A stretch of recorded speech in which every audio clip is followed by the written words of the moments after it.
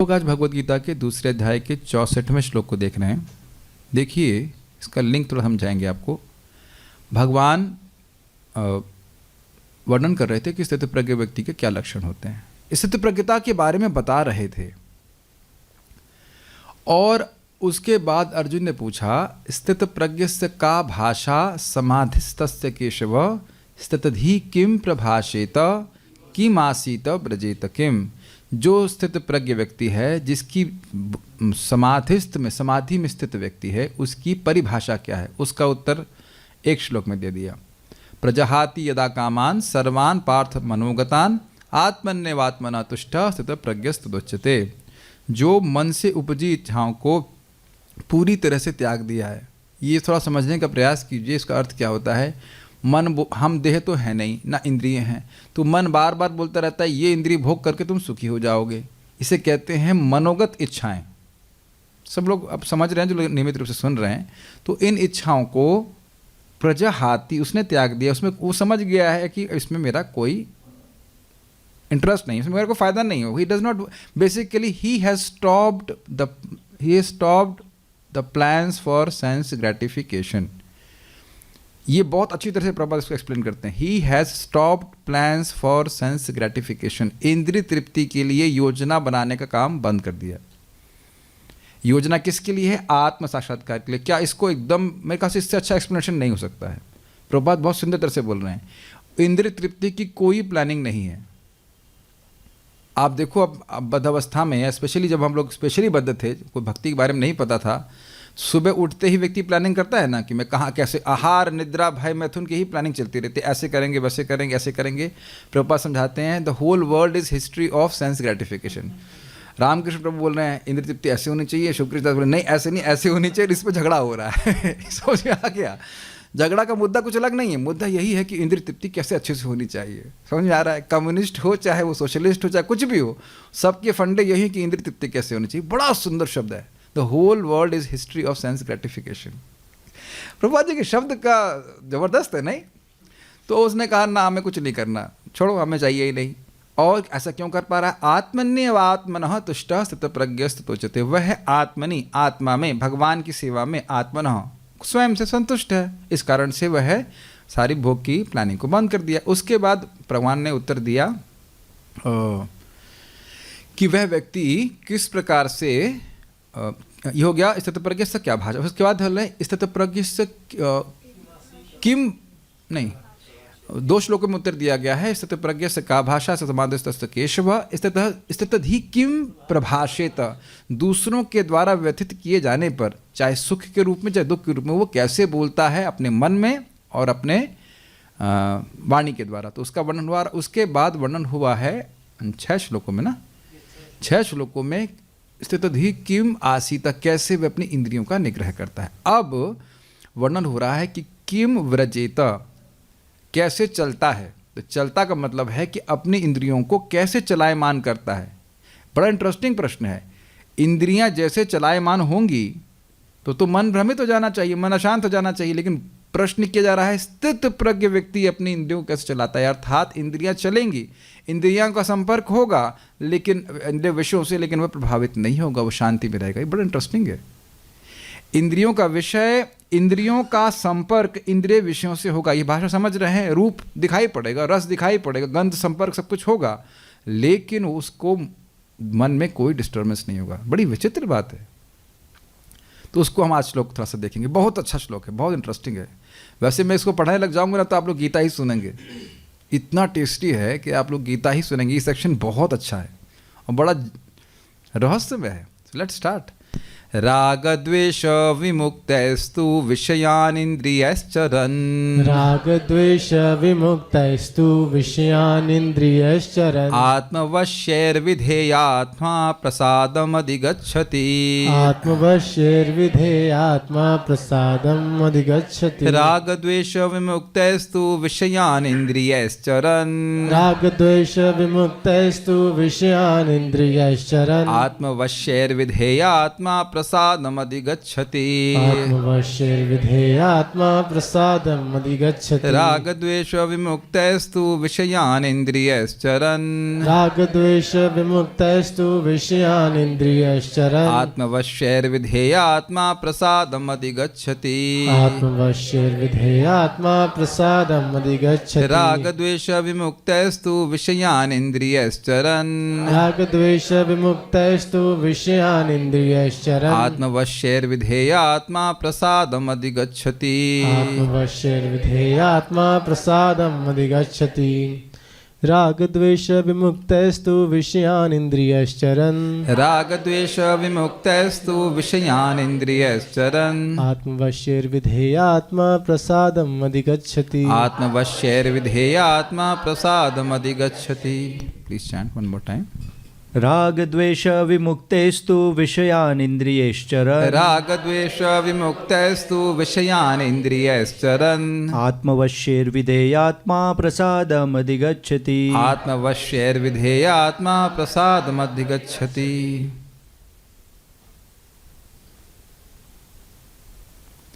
किंतु समस्त राग तथा द्वेष से मुक्त एवं अपनी इंद्रियों को संयम द्वारा वश में करने में समर्थ व्यक्ति भगवान की पूर्ण कृपा प्राप्त कर सकता है। अब किंतु का क्या लिंक है, जरा पिछले श्लोक दिखाइएगा 2.63। क्रोधाद भवति सम्मोहा सम्मोहा नहीं, अब इसके पहला वाला दिखाइए फिर समझ में आएगा किंतु का लिंक। 2.62 ध्यायतो विषयान् पुंसः संगस्तेषुपजायते संगात् संजायते कामः कामात् क्रोधो विजायते। विषयों का ध्यान करने से, यानी कि ये वर्णन हो रहा है सामान्य व्यक्ति का। सामान्य व्यक्ति जिसकी इंद्रिय संयमित नहीं, तो क्या करता है, ध्यायतो विषयान् पुंसः, इंसान विषयों का ध्यान करता है, जो भी रूप रस गंध आदि जो भी विषय हैं। संगस्तेषु उपजायते, उनमें उसकी आसक्ति संग हो जाता। संग मतलब आसक्ति। संगात संजायते काम, आसक्ति के कारण काम यानी कि इसको भोगने की लालसा आ जाती है। और कामात क्रोधो भी जायते, जब वह पूरी नहीं होती तो गुस्सा हो जाता है। क्रोध से क्या होता है, नेक्स्ट लोग दिखाइए। क्रोधाद भवति सम्मोहा सम्मोहात् स्मृति विभ्रमा स्मृति भ्रंशात् बुद्धिनाशो बुद्धिनाशात् प्रणश्यति। क्रोधाद भवति सम्मोह, क्रोध से सम्मोह हो जाता है। सम्मोह का मतलब था कार्य अकार्य विवेक, क्या करना चाहिए और क्या नहीं करना चाहिए, यह विवेक का नाश हो जाता है, समझ नहीं आता। सम्मोहात स्मृति विभ्रमा, अरे मैं तो इंद्रिय संयम करने चला था, ये भूल जाता है व्यक्ति। समझ में आ गया। स्मृति भ्रंशात बुद्धिनाशो, और बुद्धिनाश का मतलब स्मृति जब भूल ही गए कि भाई अब निकले किस लिए थे, इंद्रिय संयम करने के लिए, तो ये निश्चय करना कि मुझे आत्म का साक्षात्कार करना है, वो बुद्धि से गायब हो गया कि नहीं, तो बुद्धि का नाश हो गया। बुद्धि है, ध्यान दीजिएगा, लेकिन आत्म साक्षात्कार को डायरेक्टेड बुद्धि नहीं है। कई बार आप लोगों को डांट लगाई गई होगी, टीचर ने बोला कि बुद्धि नहीं है। बुद्धि है, ऐसा नहीं कि बुद्धि गायब हो जाएगी, बुद्धि तत्व नहीं लोप हो गया है, लेकिन बुद्धि आत्म साक्षात्कार की ओर ना नियोजित होकर के बुद्धि लग गई है भोग प्राप्त करने में। ये आप समझ ही रहे हैं कि लोग प्रायः जगत में बुद्धि को कहाँ लगा रहे हैं, आहार निद्रा भय में, तो इनको एडजस्ट करने में लगा रहे हैं। Is it not? तो बुद्धि नाश का मतलब हो गया है कि आत्म साक्षात्कार को प्राप्त करने वाली बुद्धि का नाश हो गया है। Is it okay? और जब ऐसा हो जाता है बुद्धि नाशात् प्रणश्यति, वह व्यक्ति नष्ट हो जाता है। नष्ट हो जाने का अर्थ है कि अब वो दोबारा पुनर्जन्म, उसका संसार नष्ट नहीं होता है, इसलिए जीव नष्ट हो जाता है। कुछ समझ में आया? आत्मा कभी नष्ट हो सकती है नहीं, लेकिन बहुत सुंदर बात कोट किया गया, जब कोई वस्तु आपके पास होने के बाद भी उसका ज्ञान ना हो तो नहीं है ना आपके पास। आप कह रहे हो है, और आप जानते हैं कि हम जब भूल जाते हैं कि कोई वस्तु हमारे पास है, वो रूम पे ही होगी, तो आप क्या बोलते हैं, नहीं मेरे पास तो नहीं है। जिस रूम में आप बैठे हैं, ये पहले गोडाउन था, तो गोडाउन इंचार्ज इतने प्रबल समर्थ व्यक्ति थे, उनसे कुछ भी दे दो, यद गत्वा न निवर्तन्ते, उनसे पूछो है ना, बोझे नहीं है, बड़े बड़े कॉन्फिडेंस से। फिर मैं उसी दरवाजे से घुस करके देखता था ये रखा कैसे यहाँ पे। कुछ आप मेरी बात समझ रहे हैं? जब कोई व्यक्ति पता ही नहीं कि वस्तु हमारे पास है, that is as good as नहीं ना, नहीं है होने के बराबर। तो आत्मा का नाश कभी नहीं हो सकता है। लेकिन जब आत्मा पूरी तरह से भूली हुई है कि वो है कौन, आत्म साक्षात्कार को बिल्कुल ही भूली गई, तो उसलिए आत्मा का नाश कहा जाता है। इसी को आत्महा शब्द भागवत में कहा गया है। ये ठीक है, अब समझ में आया। किंतु सामान्यतः व्यक्ति इंद्रियों के विषयों का संपर्क करके उनमें भोग में प्रावृत्त होकर के बिल्कुल भूल जाता है, यानी कि उसकी इंद्रियां उसको वश में कर लेती हैं। अब आप देखिए यहाँ पे श्लोक को, लिंक समझ में आ रहा होगा स्पष्ट। राग द्वेष विमुक्तस्तु, अब समझ में आया। किंतु राग और द्वेष से विमुक्त होकर के, विशेषण मुक्त होकर के, क्या आप पिछले श्लोक क्रमांक 2.62 को अगर आप दिखाइए फिर से, क्या यहाँ पे राग दिखाई पड़ रहा है? राग, राग शब्द कहाँ से दिख रहा है बताइए आपको? संग से, वेरी गुड। और द्वेष दिख रहा है, द्वेष कहाँ से दिख रहा है? डाउट हो रहा है, क्रोध, क्रोध से क्रोध से, ये दिख गया ना? ये मुझे भी पहली बार दिख रहा है यहाँ। This is why I discuss Bhagavad Gita. आज तक कभी देखे नहीं ना चीज। राग, ये व्यक्ति राग और द्वेष से मुक्त है? नहीं, ये व्यक्ति राग और द्वेष के द्वारा ही चल रहा है। ये समझ लीजिए, जहां राग होगा वहां द्वेष होगा ही। हमको तुमसे बहुत राग है तो बेटा द्वेष भी करोगे। इसकी व्याख्या श्लोक की व्याख्या पे की जा चुकी है। तो यहां ये व्यक्ति दिख रहा है कि राग और द्वेष से कंट्रोल्ड होकर के कार्य कर रहा है, क्लियर। और यहां पे क्या कह रहे हैं? किंतु राग द्वेष विमुक्त ही, राग और द्वेष से विमुक्त होकर के विषयान इंद्रियश्चरन्, इंद्रियों को, इंद्रियां चरती हैं। चरने समझते हैं, गाय चरने जाती हैं, उस तरह से आप ले लीजिए। तो इंद्रियां जा रही हैं, इंद्रियां इंद्रिय के विषयों का संपर्क कर रही हैं, लेकिन राग और द्वेष से मुमुक्त होकर के, विशेषण मुक्त। उसकी कोई, भाई शरीर चलाने के लिए आपको कुछ ग्रहण करना पड़ेगा, कुछ भोजन ग्रहण करना पड़ेगा। आप चल रहे हैं तो आंखों से कुछ दिखाई नहीं पड़ेगा, लेकिन जो दिख रहा है उसमें आसक्त नहीं है। मैं फिर से रिपीट कर रहा हूं, हर वस्तु जो दिख रही होती है उसमें हम आसक्त नहीं होते हैं। आप में से कितने लोगों को पता है कि स्पीकर की कंपनी का नाम क्या है? आपको दिखाई नहीं पड़ रहा है? अब आप लोग अब ध्यान दे रहे हो कि नहीं दे रहे हो?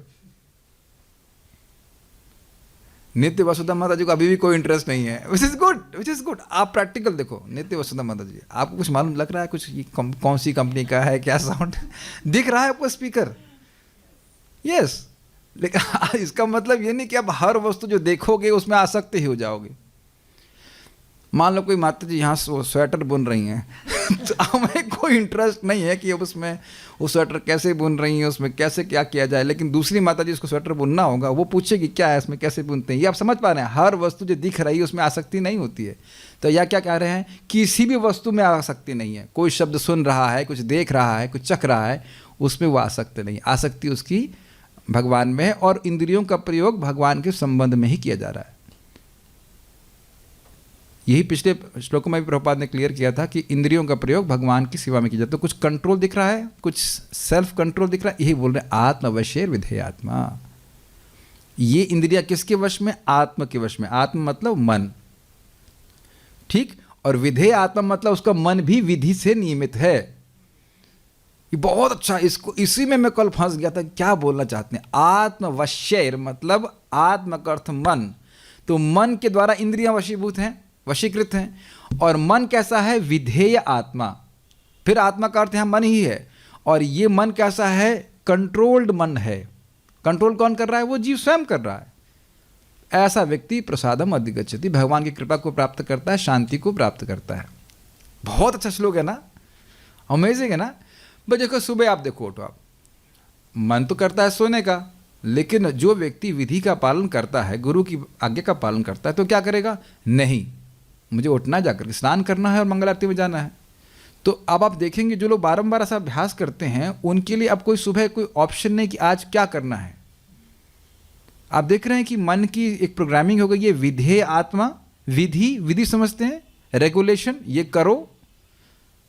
It is just normal habit की सुबह उठना है और मंगल आरती में जाना है, जब करना है। आप ये बताइए कि हम बैठ के जब कर रहे हैं, तो क्या आपको, हमको मन के द्वारा इंद्रियों को सहमित नहीं करना पड़ता कि हम उससे और कुछ नहीं बोलेंगे, हम हाथ से जप ही करेंगे, चॉकलेट नहीं खाएंगे, व्हाटएवर। ऐसा भी तो सकता है कि एक हाथ में माला हो और दूसरे हाथ में हम बर्गर खा सकते हैं, ऑफर्ड प्रसादम, व्हाटएवर, ऐसा कर सकते हैं। लेकिन नहीं, आप ऐसा नहीं करते हो। भूख लगने पे भी व्यक्ति जप करता है। करते हो कि नहीं करते हो? ऐसा तो नहीं कि सुबह उठते ही आप बाल भोग करना शुरू करेंगे। आप मेरी बात समझ रहे हैं? भूख लग रही है, इंद्रियां, पेट कह रहा है कि चलो चलो आनियो और कुछ लेके आओ, लेकिन ना, इस समय जब पूरा करूंगा उसके बाद जाऊंगा। कुछ आप अपने जीवन में देख रहे हैं, प्रसादम अधिगच्छति, भगवान की कृपा को प्राप्त करता है। फिर से समझिए श्लोक को, इंद्रियां उसके मन के वश में है, मन उसकी इंद्रिय के वश में नहीं है। तो इंद्रियां मन के वश में हैं और मन कैसा है? उसके वश में है। और उसके वश में का अर्थ हो गया विधेय, जैसे शास्त्र की विधि बताई उसके अनुसार मन चलता है। ऐसा व्यक्ति शांति को प्राप्त कर लेगा। तो ये समझ में आ रहा है? इंटरेस्टिंग। यद्यपि इंद्रियां चल रही हैं, विषयों को ग्रहण कर रही हैं, लेकिन उसको प्रसादम अधिगच्छति, न प्रणश्यति, वह नष्ट नहीं होता है, उसे भगवान की कृपा प्राप्त होती है, वो शांत होता है। कृपा भगवान की मतलब है आप शांत हो गए। आपका मतलब हमारा मन शांत हो गया, भोग वासना का निर्मूलन हो गया। ये है भगवान की कृपा का सच्चा लक्षण। हम निष्काम हो जाएं, ये भगवान की कृपा का लक्षण है। कुछ लोग की धारणा कर पा रहे हैं? उम्मीद है कि हमको ये Bhagavad Gita is very interesting अगर आप विचार करें तो।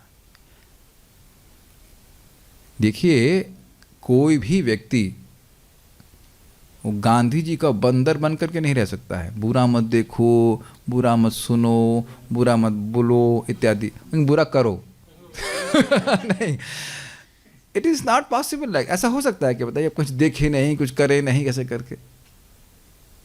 क्या अर्जुन को युद्ध नहीं करना पड़ रहा था? बताइए, इस गीता को सुनने के बाद क्या अपने ही गुरुजनों को ऐसे युद्ध नहीं करना पड़ रहा है? लेकिन आप स्पष्ट जानते हैं, करिष्ये वचनम तव, भगवान की आज्ञा के अनुसार कर रहा है।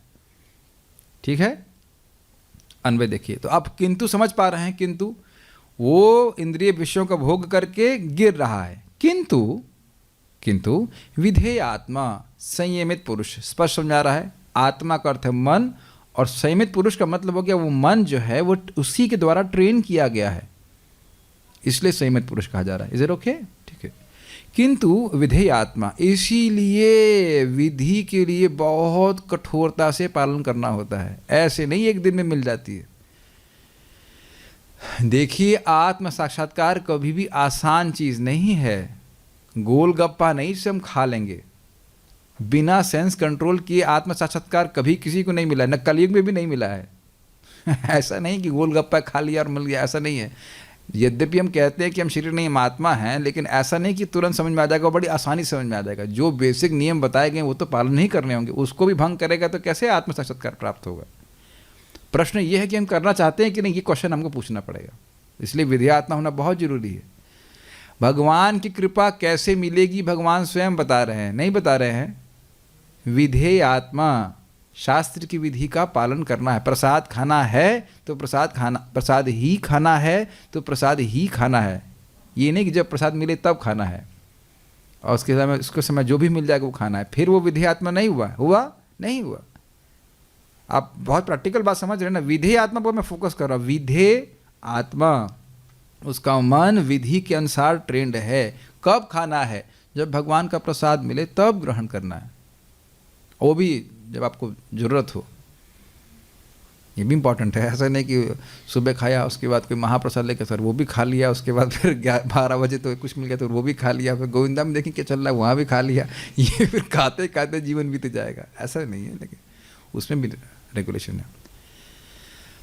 राग द्वेष विमुक्ताई ही, राग और द्वेष से रहित होकर, इसकी व्याख्या पहले ही किया चुकी है। ध्यायतो विषयान पुंसः संगस्तेषु पुजायते। राग, मुझे ये चाहिए और नहीं मिले तो द्वेष। ठीक है। आत्मवश्यई इंद्रियाई, अपने वश में की हुई इंद्रियों के द्वारा, और अपने का मतलब हुआ अपने मन के द्वारा, क्योंकि मन के द्वारा इंद्रियां वशीभूत होती हैं। स्पष्ट है। विषयांचरण, विषयों को भोगने पर भी प्रसादम अधिगच्छति, प्रसन्नता को प्राप्त करते हैं। प्रसन्नता, प्रसाद, कृपा, यही अर्थ लिया जा रहा है। आप लोग समझ पा रहे हैं? अब यस बोलो या ना बोलो, मैं मान रहा हूं कि आप लोगों को समझ में आ रहा है। इससे अधिक मेरे पास सामर्थ्य नहीं समझाने का। ठीक है। एक भक्त पूछ रहे हैं कि क्या राग का मतलब मोह है? नहीं, राग का मतलब मोह नहीं था। राग से मोह जनित हो रहा था। आपने सुना ना, संग उत्पन्न होता है, संग से काम उत्पन्न होता है, काम से क्रोध उत्पन्न होता है, क्रोध से मोह उत्पन्न होता है। ये क्रम है। राग मतलब आसक्ति, भोग आसक्ति यहाँ की कंटेक्स्ट में, राग का एक अलग अर्थ भी रागानुगा इत्यादि होता है, वो हम भक्ति के बारे में नहीं बोल रहे हैं। यहाँ पे जो बात आ रही, राग मतलब भोगने की तृष्णा, आसक्ति, ठीक है। ये तो सभी बद्धजीव हम लोग हैं, बद्धजीव ही हैं, समझ ही रहे हैं, ये चाहिए ये चाहिए ये चाहिए ये चाहिए। क्या तुमने क्लास में सुना नहीं कि ये तुम्हारे लिए नुकसानदायक है? नहीं नहीं सुना, चाहिए, हमें सुना है, लेकिन चाहिए चाहिए चाहिए चाहिए, बाद में सुनेंगे, चाहिए चाहिए, अभी चाहिए, और वो भी नहीं, अभी चाहिए अभी चाहिए अभी चाहिए अभी चाहिए, इसे कहते हैं राग, ठीक है। निश्चित ही इंद्रियों, ये बड़ा इंटरेस्टिंग है, श्रीला श्रीधर स्वामी इसका लिंक बना रहे हैं। निश्चित ही इंद्रियों के विषय प्रवण स्वभाव का निरोध करना संभव नहीं है, तो इस दोष का परिहार करना जब कठिन है तो स्थित प्रज्ञता को कैसे प्राप्त किया जा सकता है, यदि ये आशंका हो तो यह श्लोक कह रहे हैं। आपने बताया ना कि विषयों का ध्यान कर रहे हैं और भोग मिल, उसके बाद फिर वो भोग की इच्छा आ जाती है, तो यह तो होता ही है इसमें कोई नई बात तो है नहीं। नई बात तो यह है कि ये ना हो। Do you agree? We have been programmed, ऐसा तो होगा ही। तो और इंद्रियों को तो कहीं ना कहीं संपर्क मिलेगा ही विषयों का, तो व्यक्ति सिद्ध प्रज्ञ कैसे होगा? अगर मान लो ये प्रश्न करे तो यह श्लोक बोल रहे हैं कि इंद्रियां भाई विषयों को तो ग्रहण करेंगे ही ना, तो फिर कैसे अब व्यक्ति स्थित प्रज्ञ हो जाएगा? आपने बताया कि इंद्रियां विषयों में जाएंगी, ध्याय तो विषयान पुंसा, फिर मन जाएगा इत्यादि। और ये भी सुना आपने बताया कि हरंती प्रसभम मना, इंद्रियां इतनी प्रबल होती हैं कि मन को जबरदस्ती खींच लेती हैं। एक भी इंद्रिय और या तो सारी इंद्रियां प्रबल चल रही हैं, तो ये पहलवानों से लड़ाई कैसे होगी बताइए? जब एक पहलवान उठा के पटक सकता है तो 11 पहलवान हो तो कैसे उनसे हम युद्ध करेंगे? सोचने वाली बात है। तो बड़ा इंटरेस्टिंग कह रहे हैं, बड़ा अच्छा प्रश्न वो कर रहे हैं कि भाई जब इंद्रियां सारी भोग में प्रवण समझते हैं, लगी पड़ी हैं उधर जाने में, आँख को कुछ देखने के लिए चाहिए, कान को कुछ सुनने के लिए चाहिए, कोई जीभ को कुछ खाने के लिए चाहिए, तो स्थिति प्रज्ञ तो होगा कैसे बताइए आप? आप यही ना बोल रहे हैं बार बार इंद्रिया विषय में जा रही हैं, उससे राग हो रहा है, तो फिर हम स्थिति प्रज्ञ कैसे हो सकता है व्यक्ति? कुछ ये लिंक समझ पा रहे हैं? हमको बड़ा इंटरेस्टिंग लगा था लिंक। तो नेक्स्ट आगे देखते हैं।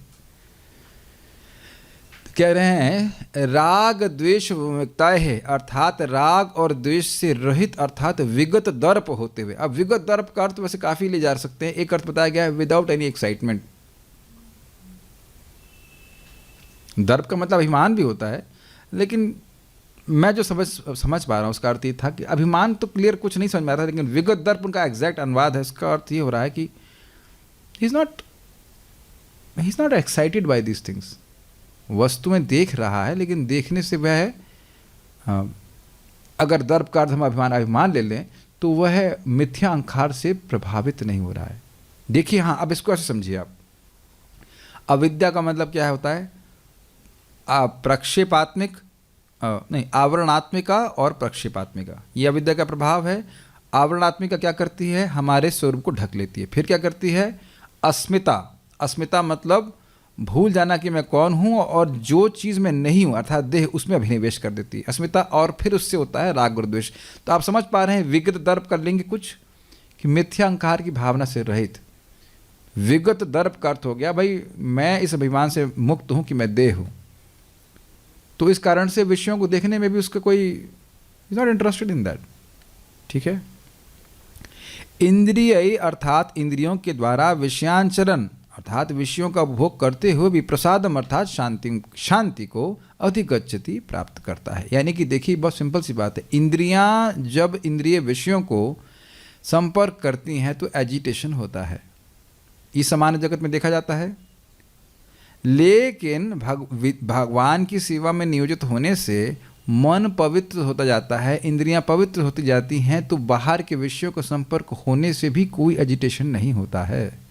और इसको आप अपने जीवन में भी देखिए, ऐसा नहीं कि कुछ भी ऐसा नहीं हुआ। आप लोग दिल्ली जाते हैं तो वहाँ पे बहुत सारे क्या कहते हैं मॉल्स हैं, शॉप्स हैं, उसमें किसी भी एक भी चीज़ को, वस्तु को खरीदने की इच्छा नहीं होती है।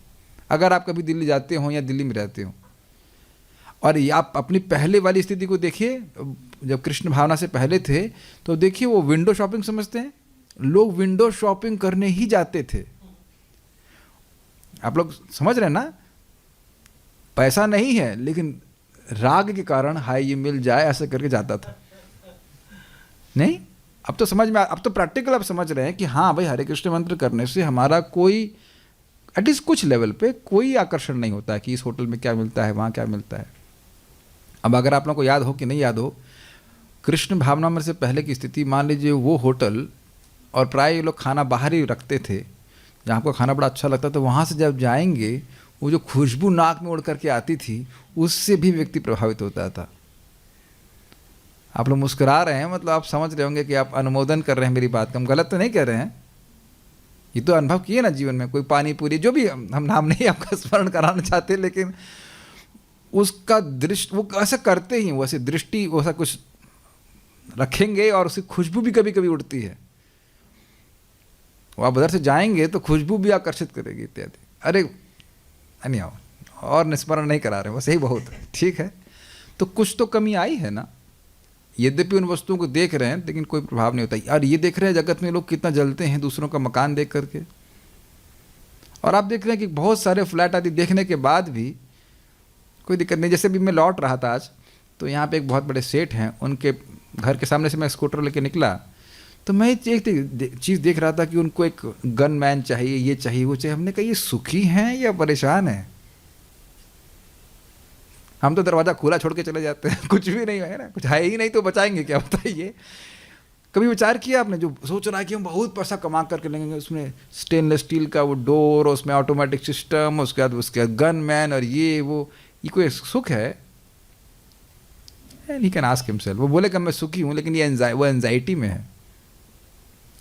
खैर, तो मैं खाली ये बोला था कि भाई मुझे कोई लालसा नहीं हुई उसको, उनको देख करके कि इतना बड़ा मकान हमको बने, बल्कि मैं तो सोच रहा था इसको मेंटेन करने में कितना दिक्कत होता है। हम तो 8 बाय 10 का रूम मेंटेन करने में दिक्कत होता है भाई। आप नहीं महसूस करते इतना बड़ा मेंटेनेंस के लिए, फिर नौकर रखो, कभी नौकर टाइम से नहीं आया, 1000 तरह की बवाल से कहना चाहिए।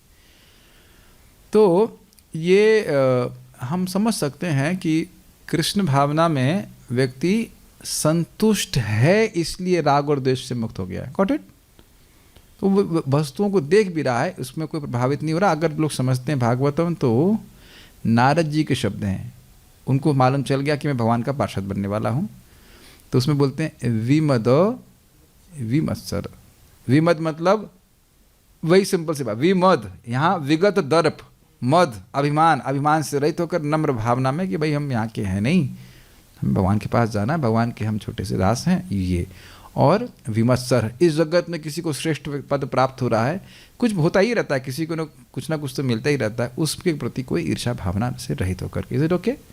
पूरी पृथ्वी में नारद जी घूम रहे थे, लेकिन किसी भी वस्तु में आकर्षण नहीं था। और उसके हाईएस्ट एग्जाम्पल तो आप जानते हैं कौन है? सुखदेव गोस्वामी जी। वो जा रहे हैं, कपड़ा भी नहीं पहने, स्त्रियां स्नान कर रही हैं, उन्होंने भी कपड़ा नहीं पहना, और स्त्रियां अपना कपड़ा ढक भी नहीं रही, अपना शरीर ढक भी नहीं रही हैं। और व्यासदेव पीछे से जा रहे हैं तो कपड़ा ढकना चालू कर दिया हमने। तो व्यासदेव जी पूछे कि पहली बात, हमारा लड़का बड़ा इंटरेस्टिंग है, सुखदेव गोस्वामी सब तरफ देख रहे हैं और जवान भी हैं और कपड़ा भी नहीं पहने, आप लोगों ने वस्त्र नहीं धारण किए, और मैं वृद्ध हूँ। याद आ रहा है आप लोगों को? व्यासदेव कह रहे हैं कि मैं वृद्ध हूँ, आप लोग बिल्कुल ग्रैंड डॉटर के समान हैं, और मैं देख भी नहीं रहा हूँ आपकी तरफ, फिर भी आपने वस्त्र धारण कर ली। तो उन्होंने कहा कि विविक्त दृष्टि, उनकी कोई वो दृष्टि भेद ही नहीं है कि भाई कौन स्त्री है कौन पुरुष है। बड़ा अद्भुत स्थिति है भाई। सब तरफ देख रहे हैं लेकिन खाली ब्रह्म ही दिख रहा है। भाई आप लोग इस भ्रम में मत रहिएगा कि आप इस स्थिति में, हम लोग बिल्कुल स्थिति में नहीं है, हमको दिख रहा है, इसलिए हमको देखना चाहिए कि हमें दिख रहा है। लेकिन आप जो भी पुरुष है, सोचो ना, आप प्रभात लेक्चर में बोलते हैं, you see a beautiful women and if there is a pinching sensation हृदय में, तो अभी समझना चाहिए कि अभी कोई काम है। या ऐसा नहीं, पिंचिंग नहीं, एक बार फिर से देखूं। समझ में आया? चेक करना चाहिए, एक बार फिर से देखूं, क्या तृप्ति नहीं हुई। एक व्यक्ति बोला, इस पर बड़ा विनोद की बात है, कि शास्त्र में लिखा कि एक बार देख सकते हो, तो ऐसे देखने लगा। तो कहा रहे तुम इतना घूर के क्यों देख रहे हो? तो अभी एक बार की जो नज़र है वो पूरी नहीं हुई। ऐसे ऐसे देखा, उसके बाद दोबारा नहीं देखने के लिए मना। ठीक है, शास्त्र बोल रहा है दोबारा नहीं देखना चाहिए, लेकिन एक बार तो नज़र पड़ी जाती है। तो एक बार की नज़र को बंद ही नहीं कर रहा है वो। एनीवेज, नालायक लोग होते हैं इस प्रकार से, ये एप्लीकेशन नहीं है। He is not interested basically. बारंबार इसका कारण क्या है? आत्मन्य एव आत्मनः तुष्ट। एग्जाम्पल आप समझ सकते हो, खाना खाया है तो अब कितना भी पकवान सामने हो, बिल्कुल कोई स्पृहा नहीं होती खाने की। अच्छा नहीं, अभी भूख नहीं है। Is it okay? देखिए, ये बहुत अमेजिंग बात है। अब मैं जो बोलने वाला हूँ वो प्रभुपाद जी के प्रवचन से ही बोल रहा हूँ। हमें इमेजिन नहीं करना है कि हम एडवांस्ड हैं, हमें चेक करना है कि हम कितने एडवांस्ड हैं। बहुत गंभीर बात है। We don't have to imagine that we are senior devotees, advanced devotees. We have to check how much we are advanced. इसीलिए स्थित प्रज्ञ के लक्षण यहाँ दिए जा रहे हैं। बात बहुत मजाक में मैं बोल रहा था, लेकिन बात बहुत गंभीर है। विषय भोगों को देख करके हमारे मन में कितना एजिटेशन आता है वह देखना है। अगर किसी ने भोजन अच्छे से ग्रहण किया है तो स्वाभाविक रूप से वो खाने से विरक्त हो जाएगा, नहीं खाने की अभिलाषा से भी विरक्त हो जाएगा। हम लोगों को निरुत्साहित नहीं होना है, लेकिन चेक करना है कि हम इंद्रिय तृप्ति से कितने विरक्त हुए हैं। हम बोल रहे हैं, including myself, don't imagine yourself as a devotee, advance devotee, senior devotee. How much we are detach from sense gratification. और घबराने की बात नहीं, जैसे जैसे भक्ति करते जाएंगे अपने आप ही हो जाता है। आप देखो, जब भी खाने के लिए बैठेंगे चेक नहीं करते रहते हैं, अभी भूख है, अभी और भूख है, अभी थोड़ी और है, क्या ये चेक नहीं करते हैं आप लोग? कोई दूसरा बोलता है, हिरण भाई अब आपकी भूख 50% होगा। अरे 50% है, 20%, कुछ खाया नहीं है, ऊँट के मुंह में जीरा, खिलाओ अभी और लाओ रोटी, थोपला लाओ और लेके आओ। कभी सोचें इस तरह से हर क्षण जैसे जैसे आप खा रहे हो चेक करते रहते हो ना? उसी तरह से जो व्यक्ति भगवान का नाम जप कर रहा है, भक्ति कर रहा है, उसके जीवन में वैराग्य आना ही चाहिए, because he should become satisfied with भक्ति। तो एनीवेज, हम बात कर रहे थे कैसे कि वह राग, वह विषयों में प्रवृत्त होते हुए भी, देखते हुए भी वह उसमें कोई उनको अनुभव करते हुए भी उसमें राग और द्वेष से रहित रहता है। उसके ध्यान का विषय भगवान है। उसके राग द्वेष राहित्य को ही कहने के लिए कहते हैं आत्मवश्यर विधेयात्मा। कैसे वो राग और द्वेष से रहित है?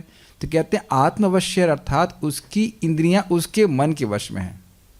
ये तो क्लियर है, आत्मवश्यर, और तथा विधेय आत्मा, अर्थात उसका मन उसके वश में है। अब ऐसा नहीं कि मन बोला चलो अब ये खाते हैं, तो ना, गॉट इट। और उसी के उपलक्षण से अन्य भोगों को भी ग्रहण करना चाहिए। एक चीज आपने देखी कि मन में विचार आ सकते हैं, इसको भगवान आगे कहेंगे आप पूरे माणम अचल प्रतिष्ठम से, लेकिन उनको करने की प्रवृत्ति समाप्त हो गई है। बहुत सूक्ष्म पॉइंट है। He is not planning for sense gratification. इंद्रिय तृप्ति की प्लानिंग बंद हो गई है। पहले के विचार आ सकते हैं और वो आएंगे ही, लेकिन उसको पूरा करने की इच्छा समाप्त हो गई है। इट्स वेरी एडवांस स्टेज, लेकिन है ऐसा। इसके द्वारा कथम, ये समझने का प्रयास कीजिए। अभी गीता में आएगा, प्राक शरीर विमोक्षणात्, शरीर के छोड़ने तक शरीर की इच्छाएं जो आहार निद्रा भय मैथुन की वो चलती रहती हैं, लेकिन उससे कितना डिटैच्ड हो गया है, ये बात है। जितना जितना भक्ति में आगे प्रवृत्त होगा, प्रवृद्ध होगा, बढ़ेगा, वो इन सब इच्छाओं से रहित होगा। आप लोग अपने गुरु महाराज को देखते ही होंगे, वो कितना कम ग्रहण करते हैं। मैं भोजन की बात कर रहा हूँ, और आप लोगों को लगेगा वो तपस्या कर रहे हैं, नहीं, उसमें उनका इंटरेस्ट ही समाप्त हो गया है। मैं एक डिवोटी को बोल रहा था कि आप बेजड़ आटा ले लीजिए, सब कहते हैं मुझे इसमें कोई इंटरेस्ट ही नहीं, मैं 6 महीने से खाली ग्रीन पपाया खा रहा हूँ। ओ मैंने कहा मैंने ये गलत कस्टमर डायल कर दिया। मैंने कहा ये तो दिव्य स्थिति में आप लोगों को ऐसे ट्राई नहीं करना चाहिए। मैंने तो कभी नहीं ट्राई किया है, लेकिन जो जैसे जैसे व्यक्ति आत्मा के स्तर पर बढ़ेगा, उसकी इन सब चीज़ों में रुचि समाप्त हो जाएगी, आहार निद्रा भय मैथुन इत्यादि इत्यादि। इसके द्वारा कथम व्रजेता, वह कैसे चलता है, अर्थात इंद्रियों को कैसे चलाता है, इस चौथे प्रश्न का उत्तर हुआ, अर्थात स्व अधीन इंद्रियों के द्वारा विषयों को ग्रहण करता है। स्पष्ट समझ में आ रहा है? इंद्रियों के वश में होकर के विषयों को नहीं ग्रहण करता, इंद्रियों को वश में करके विषयों को ग्रहण करता है। तो कुछ ना कुछ तो खाना ही पड़ेगा। ठीक है, गीता भूषण टीका। यदि इंद्रियां संयमित न भी हों तो भी यदि मन पर विजय प्राप्त की जा चुकी हो तो कोई दोष नहीं है। देखिए, इसको कहने का अर्थ है इंद्रिय संयमित नहीं, मतलब इंद्रियों का प्रयोग विषयों से हो रहा है, लेकिन मन उसमें आसक्त नहीं है। ठीक है। इन 8 श्लोकों में भगवान अर्जुन के आखिरी प्रश्न की कि स्थित प्रज्ञ व्यक्ति किस प्रकार इंद्रियों के कार्य में प्रवृत्त होता है, उसका उत्तर दे रहे हैं। देखिए, समझने का प्रयास कीजिए। इंद्रियां संयमित न होने का मतलब समझ पा रहे हैं? इंद्रियां कार्य कर रही हैं, ये अर्थ है। ऐसा नहीं है कि अब इंद्रियां अपने से स्वतंत्र आचरण कर रही हैं। इंद्रियां चरण का मतलब है इंद्रियां कार्य कर रही हैं, विषयों से संपर्क हो रहा है, वो बोल रहा है, बातचीत कर रहा है, नहा रहा है, खा रहा है, पी रहा है, देख भी रहा है, लेकिन उसका मन संयमित है। लेकिन ये आप हमें तुरंत इमिडिएट नहीं कर सकते कि हाँ मेरी इंद्रियां जा रही हैं लेकिन मेरा मन संयमित है। खुद चेक कीजिए कि मन संयमित है कि नहीं। देखिए, मैं एक बहुत ज्वलंत बात बोलने वाला हूँ, ये प्रभुपाद जी के जीवन से है। प्रभुपाद जी को एक म्यूजियम में बुलाया गया और वहाँ पे अर्धनग्न या नग्न स्त्रियों की फोटो और वो मूर्तियाँ बनाई थी, और प्रभुपाद के संग सन्यासी भी थे। और सन्यासी भी अपने आप को दिक्कत हो रही, कहाँ आ गए। प्रभुपाद बड़े स्टाइल से, बड़े प्रभुपाद एकदम शांत, बोले ब्यूटीफुल पिक्चर्स। हद हो गए, प्रभुपाद जी को कुछ फर्क ही नहीं पड़ रहा है। और यही प्रभुपाद जी से ने पूछा गया था कि आप में क्या विशेषता है, बहुत सारे सन्यासी आ रहे हैं, क्या विशेषता? तो कह रहे हैं कि किसी रूम में बहुत सारी नग्न स्त्रियां भी हों और आप मुझे रख देंगे फिर भी मेरा मन भी डिस्टर्ब नहीं होगा। उसका तो मुंह ही खुला रह गया रिपोर्टर का।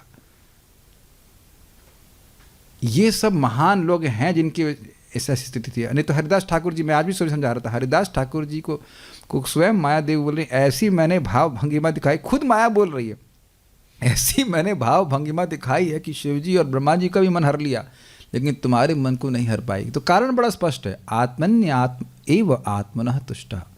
वह पूरी तरह से आत्मा में संतुष्टता, भगवान की सेवा में संतुष्ट है, और कोई तरीका नहीं है। बार बार प्रभुपाद जी इस बात को बोल रहे हैं। क्या हरिदास ठाकुर जी को माया नहीं दिखाई पड़ी? आप मेरी बात समझ रहे? क्या इंद्रियों के द्वारा हरिदास ठाकुर जी ने माया को नहीं देखा कि ये कौन है? हम तो सोच भी नहीं सकते कि वो क्या वर्णन किया गया है, सॉरी माया किस रूप में आई होंगी,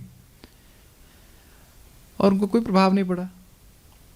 बड़ा स्पष्ट कहते हैं, जब तक हमारा जप नहीं होता मेरा कुछ करने का मन नहीं है। एकदम स्पष्ट लिखा, मेरा जब तक मेरा संख्या पूरा हुआ नहीं है और जब तक आप मेरा कुछ जब संख्या पूरा नहीं होता मेरा कुछ करने का मन नहीं है। और माया भी छोड़ी नहीं, एक नहीं, दो, तीन रात। और अब जानते हैं हरिदास ठाकुर जी का कभी भजन जब पूरा होता ही नहीं हो, तो कॉन्स्टेंटली करते हैं। दिस इज द, हम लोग को स्ट्रगल है ही, हम लोग को स्ट्रगल करना होगा, और हम लोग को ध्यान से रखना होगा कि हमारी स्थिति नहीं है। एक क्षण का भोग मिलता है तो सब माला वाला भूल जाएंगे, बट स्थिति का वर्णन किया जा रहा है। बस इतना आसान नहीं है, लेकिन स्थिति का वर्णन किया जा रहा है।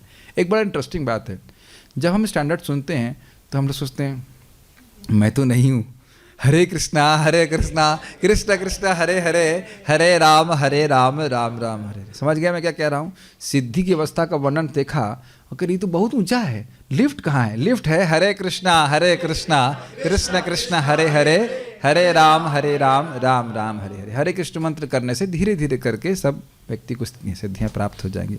पिछले श्लोकों में कहा गया है कि यदि व्यक्ति कर्मेंद्रियों को तो संयमित करता है परंतु मन को मुझको अर्पित नहीं करता तो उसके आध्यात्मिक प्रयास विफल हो जाएंगे।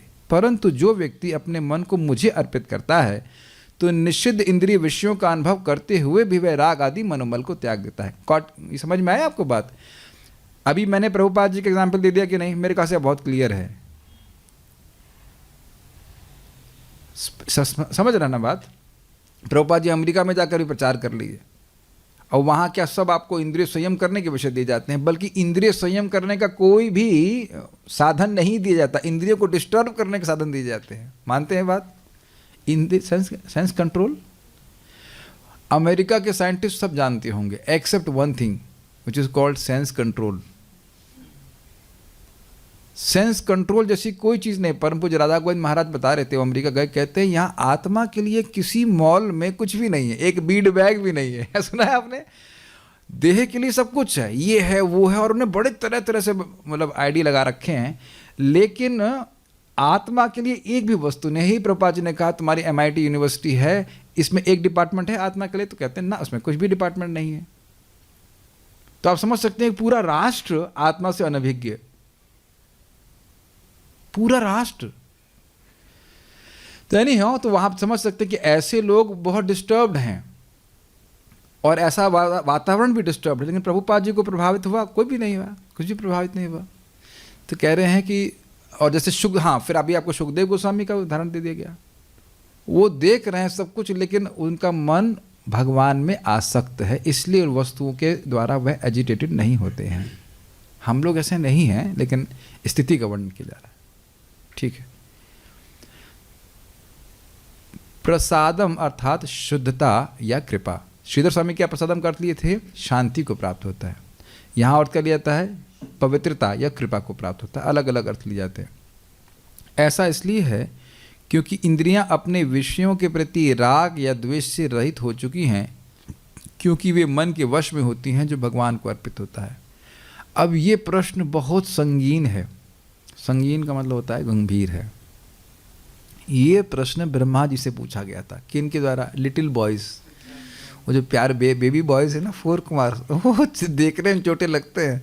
प्रश्न बड़ा गंभीर करते हैं कि भाई जब मन हमेशा इंद्रिय विषयों में जा रहा है और इंद्रिय विषय हमेशा मन में प्रवेश करते हैं, तो इनको अलग कैसे करें? तो ब्रह्मा जी को समझ में नहीं आया उत्तर। फिर भगवान हंस अवतार के रूप में आते हैं और कहते हैं कुछ मत करो, मन को मुझ में अर्पित कर दो। तुम मन को इंद्रिय विषयों से हटाने के चक्कर मत पड़ो, तुम मन को मुझ में लगा दो। आप देखो ना, हम भगवान के बारे में बात कर रहे हैं, हरिदास ठाकुर जी के बारे में बात कर रहे हैं, सुखदेव गोस्वामी के बारे में बात कर रहे हैं, तो क्या मन को या वाणी को लगाने के लिए कुछ अलग प्रयास करना पड़ रहा है? नहीं। और ऐसा करते करते आप देखेंगे कि मन में भगवान के विषय ही टिकते हैं, भौतिक विषय गायब होते जाते हैं। और भौतिक विषय आएंगे भी तो आप उसमें इंटरेस्टेड नहीं होंगे, ग्रहण नहीं करेंगे। Is it okay? तो यही बात यहाँ बोली जा रही हैं कि बारंबार मन को भगवान में लगा गया। भगवान ने पिछले श्लोकों में बोला है मत पर शब्द आया था, मेरे परायण होकर के, मेरी सेवा करके। तो जब इस प्रकार से मन लगा रहता है तो व्यक्ति इंद्रिय विषयों में रहने के बाद भी उनसे अलग लगता है। एग्जाम्पल है अम्बरीश महाराज, सुना था आपने? अम्बरीश महाराज ने अपने मन को भगवान की सेवा में लगाया, वाणी से भगवान के गुणों का वर्णन किया इत्यादि। अपनी इंद्रियों की सेवा, इंद्रियों की वृत्ति को भगवान में लाके क्या प्राप्त किया? य उत्तम श्लोक जनाश्रय रति ही। आप लोग ऐसा मत दिखाओ कि नहीं सुना है, पढ़ाया यहाँ बैठा करके, परसों नरसों तो पढ़ाया था। एक दिन क्लास कैंसिल हो गई तो सब भूल गए। तो अपनी इंद्रियों को जब व्यक्ति भगवान की सेवा में लगाता है तो उसके हृदय में प्रेम उत्पन्न होने लग जाता है। तो अब आप ये बताइए, अम्बरीश महाराज की रानी नहीं थी क्या? उनके बच्चे नहीं थे प्यारे प्यारे एकदम प्योर डिवोटी बच्चे? उनके बच्चे भी प्योर डिवोटी थे, कोई दिक्कत नहीं है। और राज्य नहीं था क्या? वैभव नहीं था, लेकिन क्या मानते थे? ये सब सपने के समान है। अनुभव कर रहे हैं, लेकिन इसका मतलब ये नहीं कि आसक्त हैं। समझ पा रहे हैं इस बात को? हर व्यक्ति जो विषयों का अनुभव कर रहा है, इसका मतलब नहीं वो आसक्त होकर ही कर रहा है। ये बात समझा जा रही। हे भगवान, इंद्रियां विषयों को ग्रहण कर रही हैं, लेकिन मन उसमें आसक्त नहीं है। ये मन की पवित्रता का सूचक है, ये बोला जा रहा है। तात्पर्य यह पहले ही बताया जा चुका है कि कृत्रिम इंद्रियों पर बाह्य रूप से नियंत्रण किया जा सकता है, किंतु जब तक इंद्रियां भगवान की दिव्य सेवा में नहीं लगाई जाती तब तक नीचे गिरने की संभावना बनी रहती है। ये श्लोक था रसवर्जम रसोप्यस्य वाला श्लोक था। इसे शुरुआत कैसे होती है? विषया विनिवर्तन्ते निराहारस्य देहिनः रसवर्जम रसोप्यस्य परम दृष्ट्वा निवर्तते। तो सामान्य व्यक्ति जो इंद्रियों को, विषयों को नहीं ग्रहण कर रहा है, ठीक है, वो हो सकता है न ग्रहण करे, लेकिन उसका रस वर्जन, उसका रस नष्ट नहीं होता है। विषय नष्ट हो गए हैं लेकिन रस है, उसको भोगने की इच्छा है। लेकिन जो स्थितप्रज्ञ व्यक्ति है उसका रस भी नष्ट हो जाता है। क्यों? परम दृष्ट्वा, परमात्मा को देख करके, भगवान के सुख का अनुभव करके वह इससे विरत हो जाता है, इस इंद्रिय भोग की लालसा से भी विरत हो जाता है। ये बात प्रभुपाद रेफर कर रहे हैं। यद्यपि पूर्णतया कृष्ण भावना भावित व्यक्ति ऊपर से विषय स्तर पर क्यों न दिखे, किंतु कृष्ण भावना भावित होने से वह विषय कर्मों में आसक्त नहीं होता। उसका एकमात्र उद्देश्य तो कृष्ण को प्रसन्न करना रहता है, अन्य कुछ नहीं। अतः वह समस्त आसक्ति तथा विरक्ति से मुक्त होता है। कृष्ण की इच्छा होने पर भक्त सामान्यतः अवांछित कार्य भी कर सकता है, किंतु यदि कृष्ण की इच्छा नहीं है तो वह उस कार्य को भी नहीं करेगा जिसे वह समान रूप से अपने लिए करता हो। अतः कर्म करना या न करना उसके वश में रहता है, क्योंकि वह केवल कृष्ण के निर्देश के अनुसार ही कार्य करता है। यही चेतना भगवान की अहेतु की कृपा है। जिसकी प्राप्ति भक्त को इंद्रिय में आसक्त होते हुए भी हो सकती है। ये लास्ट लाइन थोड़ा समझने का प्रयास कीजिए। We are on the sensual platform, मतलब भले ही ये पूरा साक्षात्कार नहीं हो पाया कि मैं आत्मा हूं, लेकिन भगवान की कृपा किस रूप में आ रही है? भक्त का ये सहज स्वभाव हो जाता है कि वह भगवान की बात के अनुसार चलता है। ये बहुत बहुत अमेजिंग है। इंद्रियों से इंद्रियों का अनुभव, विषयों का अनुभव वो कर रहा है, लेकिन वो उसी तरह से ग्रहण करेगा जैसे भगवान चाहते हैं। इतनी बात समझ में आई रहेगी। बोल तो रही रहे, इज इट नॉट? लेकिन बोलने का कार्य तो वैसे ही किया जाएगा जैसे भगवान चाहते हैं। Is it okay? जैसे भगवान कहते हैं भगवत गीता को जो भक्तों को समझाएगा, वो जानते हैं कि भक्तों को समझ में आता नहीं है इसलिए बोले मेरे भक्तों को सिखाता है भक्त लोग अब सॉफ्टवेयर जॉब कर रहे हैं, फंसे हुए, कैसे समझ में आएगा? ठीक है। तो भक्त लोग अब भक्तों को समझाता है, तो वह मुझे बहुत प्रिय है और उसको शुद्ध भक्ति प्राप्त होगी और वह भगवान के पास जाएगा। तो बोलना नहीं रोकना है, भगवान के बारे में बोलना है, सिंपल। खाना नहीं रोकना है, भगवान के प्रसाद ग्रहण करना, जस्ट वेरी सिंपल। नहीं, बल्कि अब लड़ने की प्रवृत्ति भी है, मतलब झगड़ा करने की प्रवृत्ति है, तो मायावादियों से झगड़ा करिए, भक्तों से झगड़ा मत कीजिए। I think is very clear क्या बात की जा रही है। और इसी कारण से बारंबार किसी को भी हम ट्रेनिंग दे रहे हैं तो उसकी इंद्रियों को भगवान की सेवा में लगाने के लिए ट्रेनिंग दी जा रही है। और एक दिन ऐसा आएगा करते करते कि इंद्रिय विषय होने पे भी व्यक्ति प्रभावित नहीं होगा। अगर ऐसा होता ही नहीं, ऐसी स्थिति होती ही नहीं और उसको प्राप्त ही नहीं किया जा सकता, तो भगवान वर्णन ही क्यों कर रहे हैं? अगर ये पूरी तरह संभव होता। Make sense? तो ये लास्ट लाइन को समझ में आ रही है। अब डिवोटी बिकम अकस्टम्ड, भाई कि एकदम अभ्यस्त हो जाता है कि ये कृष्ण चाहते हैं ऐसे करने के लिए, तो मैं करूंगा, और नहीं तो नहीं करेंगे। ठीक है? तो ये बड़ा रुचिकर बात है, इसको आप ऐसे समझने का प्रयास कीजिए। इहा यस्य हरेर दास्य कर्मणा मनसा गिरा निखिलासु अपि अवस्थासु जीवन मुक्त स उच्यते। इहा जिसकी इच्छा है, क्या इच्छा है? इहा यस्य, यस्य मतलब जिसकी, इह यस्य हरेर दास्य, हरि की सेवा करने की जिसकी इच्छा है, अभी करना शुरू नहीं किया है, केवल इच्छा कर रहा है। कैसे? कर्मणा मनसा गिरा, या तो कर्मों से या वाणी से या फिर मन से।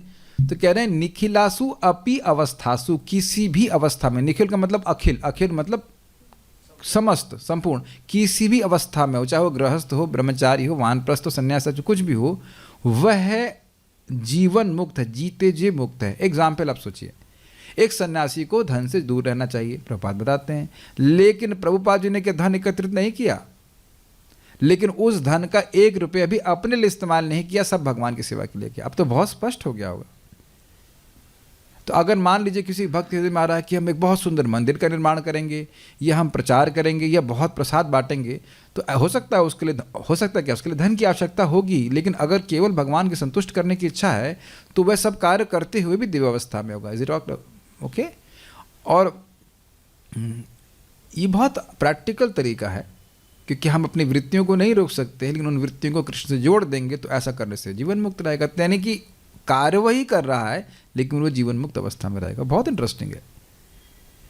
वही सीमेंट के बैग गिनता है व्यक्ति, किस लिए गिनता है? मकान बनाने के लिए अपना, और वही सीमेंट के बैग गिन रहा था कि मंदिर बने। तो अंतर नहीं देख रहे हैं आप उसमें?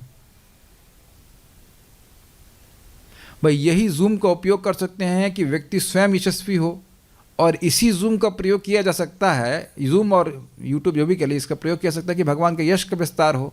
तो कार्य एक ही हुआ कि नहीं? लेकिन अंतर बहुत है दोनों में। I think it's very clear. ठीक है, सो विल स्टॉप हियर। यहाँ पे और तो उम्र का से कुछ तात्पर्य नहीं है। एक बात बस ध्यान रखने की है कि इस प्रकार की चेतना अगर किसी की है तो ये भगवान की कृपा है। कहाँ ये शब्द आया था? एनीवेज कहीं पे आया है भागवतम में कि जो व्यक्ति के पास धन है, वैभव है, और फिर भी उसके हृदय में अहंकार नहीं है, तो ये भगवान की कृपा है। किसके ऊपर आया है मैं भूल रहा हूँ, युधिष्ठिर महाराज के लिए है, किसके लिए हमको याद नहीं आता। एनीवेज कोई प्रश्न अगर किसी बात का है तो है।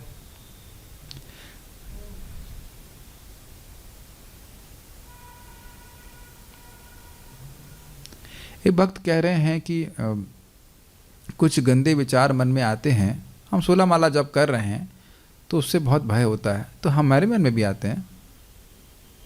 और अब बाकी लोग ईमानदार होंगे तो वह भी मानेंगे। ऐसा नहीं कि हमेशा गंदे विचार आते हैं। देखिए, जो कोई व्यक्ति नाम जप कर रहा है तो अब अनादिकाल से जो हमने भोग के संस्कार इकट्ठे किए हुए हैं और इस जन्म में भी काफ़ी अच्छे कर्म किए हुए हैं, तो वो सब आते ही रहेंगे, है कि नहीं। और इसके लिए आप लोग भगवद गीता का अभी श्लोक 2.71 को जरूर सुनिएगा। आपूर्यमाणम अचल प्रतिष्ठम समुद्रमापः प्रविशन्ति यद्वत् तद्वत् कामायम प्रविशन्ति सर्वे सशांतिम आपनोति न काम काम। हमको ये श्लोक भगवद गीता का समझ में आ गया तो जीवन कृतार्थ हो जाएगा। बहुत सुंदर है कि बहुत सारी इच्छाएं आएंगी जाएंगी, जैसे समुद्र में नदियां आती ही रहती हैं, लेकिन जो व्यक्ति स्थितप्रज्ञ है वह उन इच्छाओं पे काम करना बंद कर देगा। और उसका मर्डर करने की मान लो किसी की इच्छा आ रही है, अब मर्डर करने चलेंगे एग्जाम्पल दे रहा हूँ। तो अब मान लीजिए किसी ने शराब पी है, अब शराब पीने की इच्छा आ गई, जिसने कभी नहीं पी उसके मन में कभी नहीं आती, ये अच्छी बात है। लेकिन मान लो जिसने पी है तो उसे लगे कि हम सोम रस पी करके अमर हो जाएंगे समझ रहे हैं मेरी बात। तो अब जरूरी तो नहीं कि वो इच्छा आए तो तुरंत अब चलें भाई, अब तीर्थ में चले, तीर्थ समझ रहे हैं, वो सरकारी ठेके की दुकान तुरंत ऐसा तो नहीं होगा। ऐसा करेगा तो कैसे भी शांति प्राप्त होगी। ठीक है, तो ये सभी साधन का संग होता है। आज सुबह क्लास क्यों नहीं करी? आप हमारे बाप हैं पूछने वाले। ठीक है, हमारा मन हमारा मन नहीं, मेरा स्वास्थ्य ठीक नहीं था भाई। ठीक ओके, सो और क्या है? और कोई एक प्रश्न पूछ रहे हैं कि आवरणात्मिका है, दूसरा क्या है, ये अच्छा समझ लीजिए। आवरणात्मिका मतलब ढकने वाला। अब आप लोग समझ रहे हैं आप तो मुझे करके, तो स्वरूप को ढक देना। और प्रक्षेपात्मिक, प्रक्षेपास्त्र समझते हैं ना, प्रोजेक्टाइल बोलते हैं ना, क्या बोलते हैं, प्रोजेक्टाइल बोलते हैं उसको, समथिंग विच इज, इसका प्रक्षेपण किया जाए। तो जो हम हैं उसको ढक देती है माया, हमारा आनंदमय स्वरूप है वो ढक देती है। और जो नहीं है, ये जो देह है जिसके बहुत सुंदर वस्तु से बना हुआ है देह, जो उसमें निरंतर ये अध्यास बनाई रहती है, मैं ये देह हूँ, मैं ये देह हूँ। और ये पूछ रहे तुम कौन सा देह हो। मान लो किसी की माँ मरी तो उससे पूछो कौन सी वाली मरी, क्योंकि जिसने जन्म दिया था वो तो फोटो अलग है, वो तो बड़ी सुंदर दिखती थी, और जो मरी वो तो बहुत वृद्ध है। तो मरी कौन? या पिताजी मरे तो कौन मरे? वो बेचारा कंफ्यूज हो जाएगा कि ये वाले ने तो जन्म नहीं दिया था। Is it not? माता तो युवावस्था में जन्म दी ना, और मेरा देह कौन सा है, यानी आओ सब बातें विचार नहीं करता है कोई। तो ये इसी प्रक्षेपात्मिक शक्ति के कारण होता है। व्यक्ति अपने को देह मानता है। घबराइए मत, ये हरे कृष्ण मंत्र ही ऐसा विद्या को नष्ट करता है। भगवान की भक्ति, भगवद गीता का प्रवचन, भगवान का प्रसाद, ये सब सुनते रहने से अविद्या नष्ट होती है। इसलिए मुझे बड़ी चिंता थी कि आज शाम को क्लास नहीं, कुछ तो अविद्या नष्ट होनी चाहिए ना। हर दिन जो हम गीता भागवत सुन रहे हैं, जप कर रहे हैं, उससे कुछ ये भावना नष्ट ही हो रही है। गीता क्लास का टाइम अब हम कुछ नहीं बताएंगे, आप जापा लिंक पे देख लीजिएगा। So will stop here. Shrimad Bhagavad Gita की जय, श्रील प्रभुपाद की जय, निताई गौर प्रेमानंदे।